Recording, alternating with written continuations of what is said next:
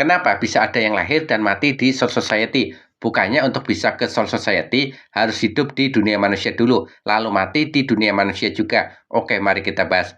Soul Society merupakan tempat tinggal para Shinigami dan juga roh-roh yang dikirim dari dunia manusia oleh Shinigami. Jawaban singkatnya, kenapa ada roh yang lahir di Soul Society? Ya karena ada dua roh, laki-laki dan perempuan yang menikah. Hingga akhirnya sang istri melahirkan di Soul Society. Artinya bisa di Serete ataupun di Rokongai. Intinya proses kelahiran alami sama seperti kehidupan di dunia manusia. Namun ada juga yang prosesnya bukan melalui proses alami, melainkan buatan. Ambil contoh, Fuku Taicho Divisi 12, Nemu Kurosuchi atau Nemuri Nanago melalui proyek Nemuri. Dia merupakan hasil mahakarya ciptaan Kapten Mayuri Kurosuchi. Jadi, Nemu ini merupakan makhluk buatan yang diciptakan dengan ilmu dan teknologi. Setelah Nemu tewas karena pertarungan dengan Stand Leader C, Pernida, Kapten Mayuri kembali menciptakan makhluk buatan menggantikan Nemu yang diberi nama Nemuri Hachiko, yang saat ini masih kecil dan masih dalam proses belajar. Dahulu, ketika dunia masih menjadi satu dan belum tercipta tiga dunia, sudah ada beberapa entitas dan makhluk hidup yang tercipta. Salah satunya adalah para makhluk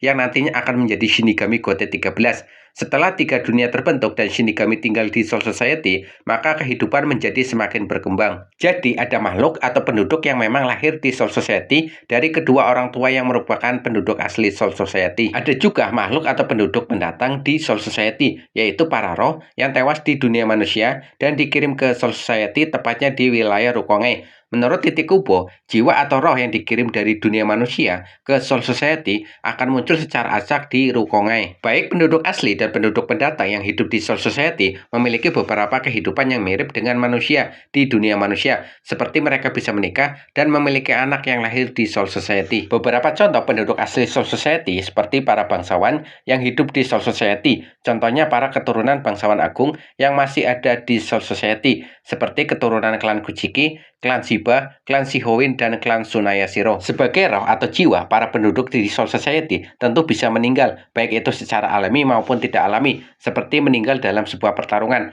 Nantinya, jiwa yang meninggal akan bereinkarnasi kembali menjadi manusia di dunia manusia sesuai siklus jiwa. Namun bagi yang memiliki konsentrasi Reishi tinggi atau tingkat Rei 1-3 seperti Kapten Divisi, maka jiwanya akan dikirim ke neraka. Para jiwa yang dikirim ke neraka, maka mereka akan dikeluarkan dari siklus jiwa. Mereka akan kekal di dalam neraka. Begitupun ketika para jiwa atau roh yang melewati Dangai dan tersesat di lembah Jeritan, maka mereka tidak akan bisa masuk ke Soul Society atau bereinkarnasi ke dunia manusia. Namun, Kaien Shiba memiliki penjelasan berbeda. Menurut dia, para jiwa Shinigami yang telah meninggal, maka tubuh mereka akan menjadi Reishi yang kemudian menyusun Soul Society.